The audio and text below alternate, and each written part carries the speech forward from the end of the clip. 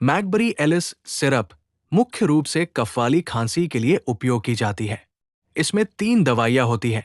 लीवोसेल्बुटामोल 1 milligram, ये श्वासनलियों को ढीला करता है, जिससे सीने की जकड़न व सांस फूलना कम होता है और सांस लेने में राहत मिलती है।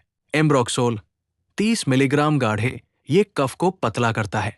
ग्वाइफेनेसिन 50 मिलीग्राम, ये कफ को ढीला करता है और उसे बाहर निकालने में मदद करता है, जिससे धीरे धीरे खांसी कम होने लगती है। डोज 12 साल से ऊपर के लिए 10 मिलीलीटर। दिन में 2 से 3 बार डॉक्टर की सलाह से लेना। Subscribe watch more medicine knowledge.